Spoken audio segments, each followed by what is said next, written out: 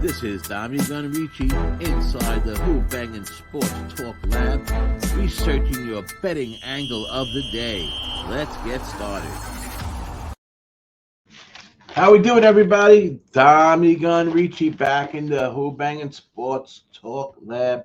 They got me in the box today. They DJ Big Boss got me doing some work, locked me in the box, told me I got to put out some picks. So let's get to it. How's everybody doing? It's Monday, fresh week, off a crazy Sunday, where I was on Say Hey Plays with Jose Bouquet on Pub Sports Radio, and I didn't fare too well with those picks. A lot of concerning things happening yesterday, but it is Sunday. It's one of those days where I think you're better off capping your games and then playing opposite, at least for me. Sunday's just one of those days. I wonder if it happens to you that certain days of the week just bite you. And for some reason, during baseball, it's Sunday. So anyhow, thank God it's not like that always during football, right? Because all the games are on Sunday. But yeah, be that as it may. I got a few picks for you today, but two of them I'm going to talk about. If I have time, I'll give you out a couple other plays, bonus plays, as we like to say. Let's get started. First play, Marlins versus the Phillies in Philadelphia. Tonight, 7:05 Eastern Time start. Aaron Nola pitching against Sandy Alcantara. He pitches better at Marlin Park than he does on the road, slightly, but he's still a good pitcher, Alcantara. He's playing a Phillies team who lost yesterday finally after we know what they were doing. They won 9-1. They're 9-1 now in their last 10, so they were 9-0 going into that into a game where you kind of, we even talked about it yesterday, where it was a good spot for the D-backs. That's the kind of team the D-backs are. That spoiler type team, that team that wins when you don't expect it, that team that breaks those long streaks, So actually, the D-backs was a good play yesterday that we talked about, of course, but I didn't pull the trigger. But regardless, we did see the Phillies regress back to their normal ways. Bullpen blow up, not driving in runs, and let's see if that continues again tonight. At least that's how I'm betting. I took the Marlins plus 115. I took the Marlins team total over 3.5 minus 110. Listen, Nola's a good pitcher. He's a very good pitcher. One of the better, actually, maybe is he the best on the staff for Philly? I guess we could discuss that. But Nola, been around a while, been pitching well. 3.50 ERA, a 2.67 xERA, which I like that stat. I like those to compare those two stats.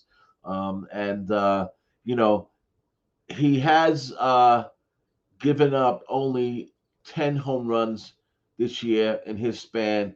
But here is the concern with Aaron Nola. And here's the reason why I went against him today. His numbers going through the order, first, second, and third time, are just ridiculous. First time through the order, he has a WOBA of 193. Good WOBA, 193.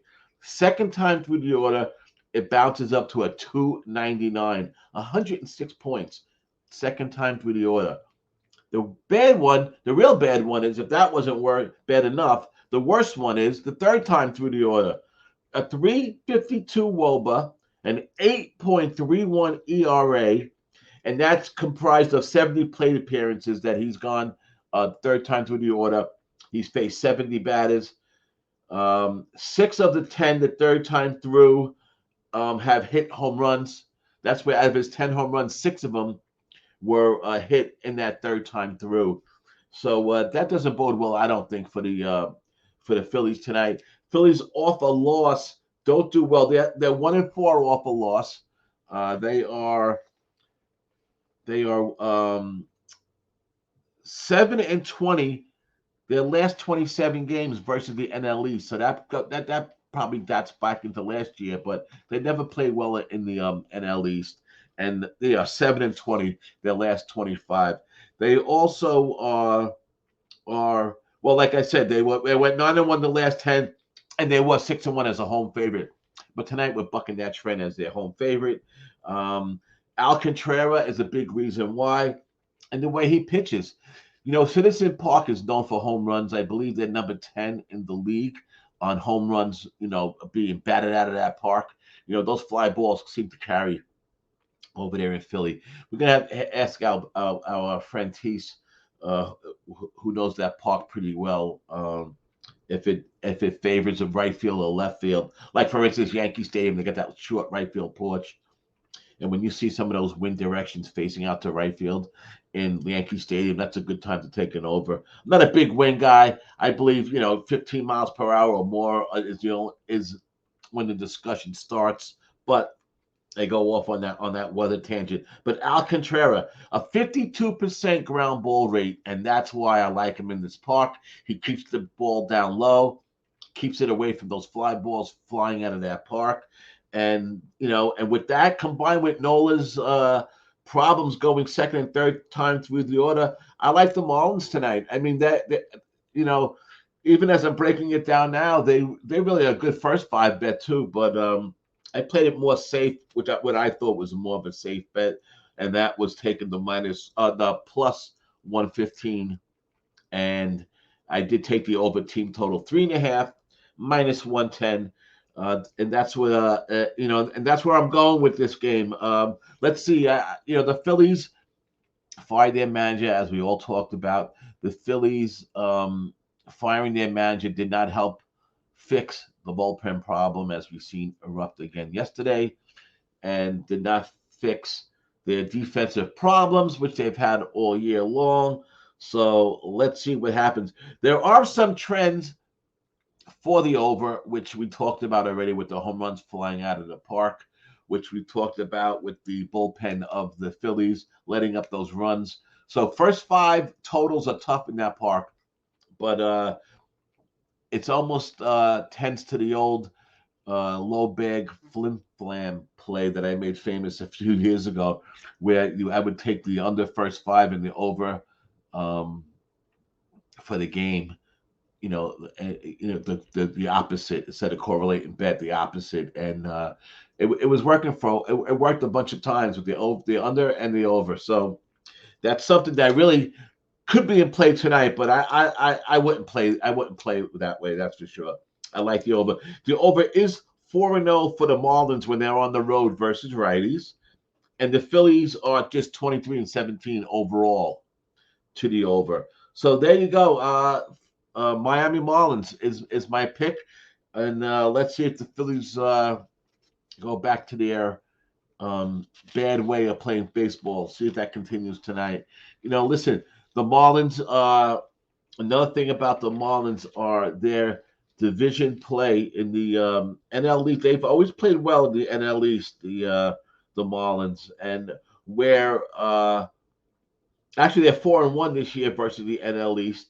They're 5-1 their last six overall, and they're 4-1 versus the righty starters. So again, just a few more things that bode well for the Marlins. Where they do well against the NL East, the Phillies don't. So let's get off that game. Next game we're going to do for you is the Padres versus the Cubs. Had the Padres yesterday over 8. Frustrating game.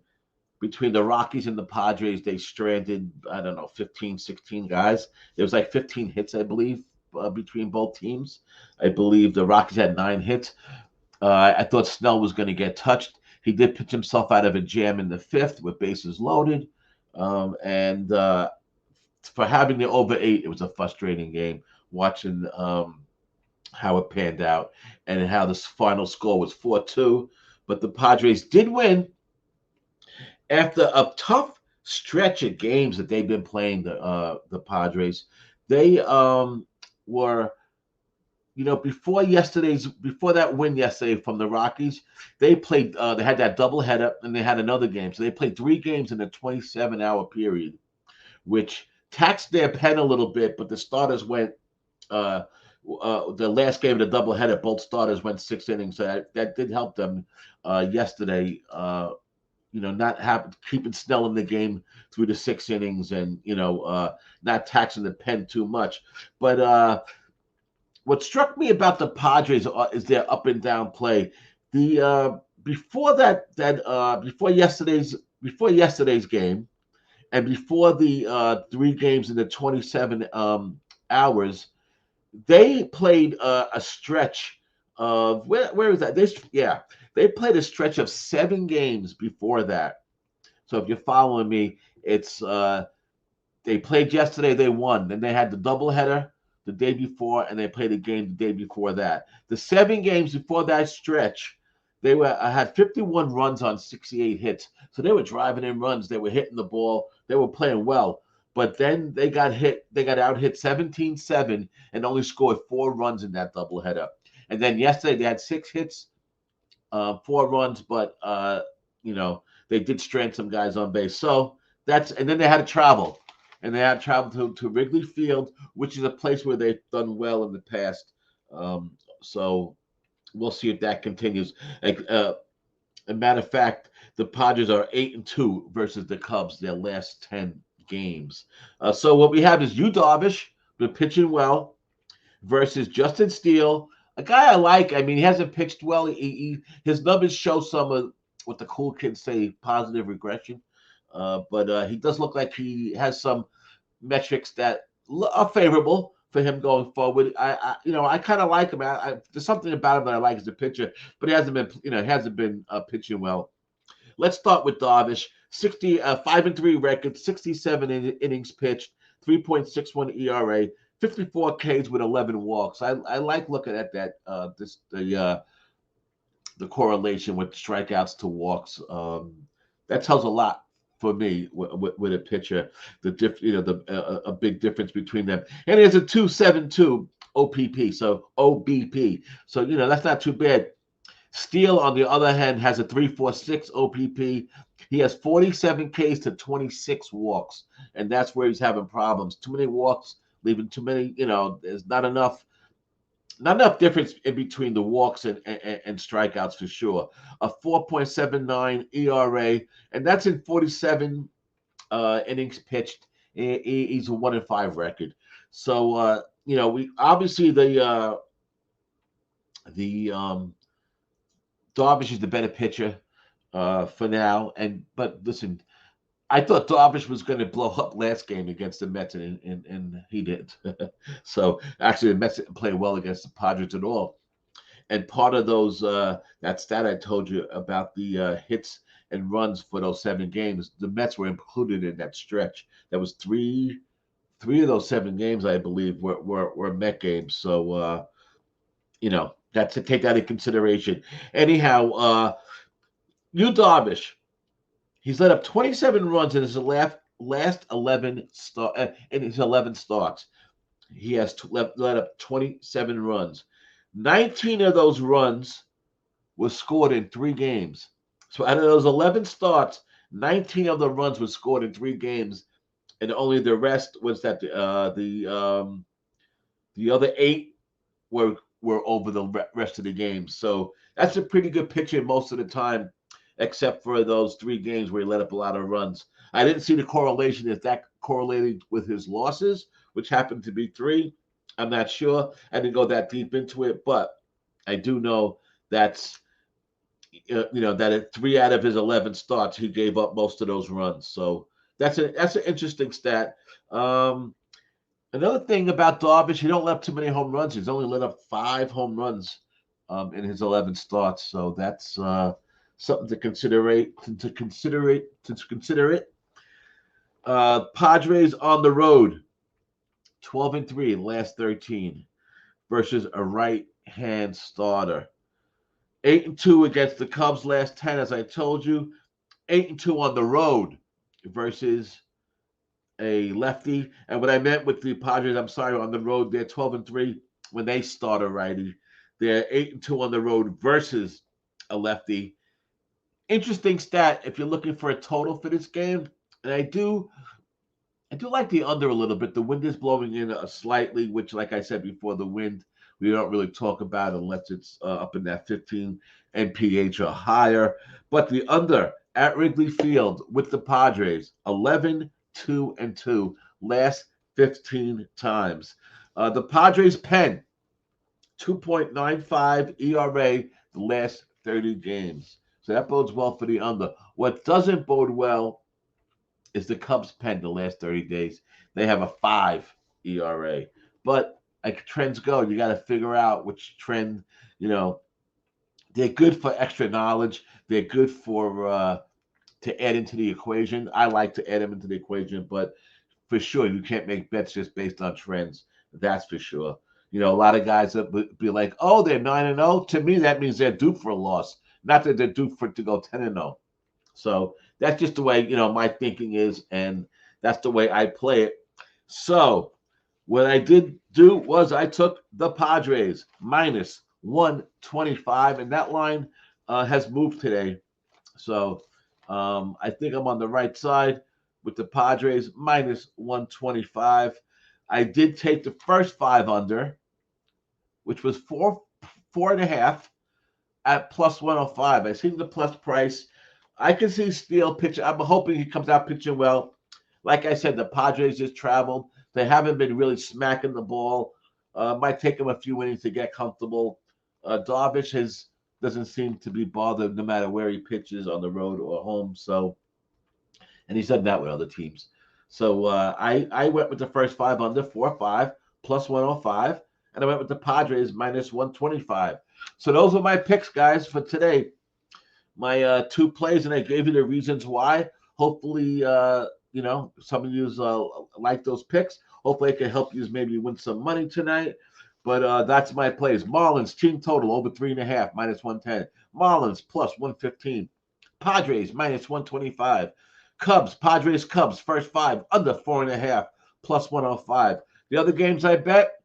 Another game I love, but I don't have time to talk about, is the Mariners minus 113. I do know some very well known and very good cappers that are held in high esteem who like the Mariners also tonight.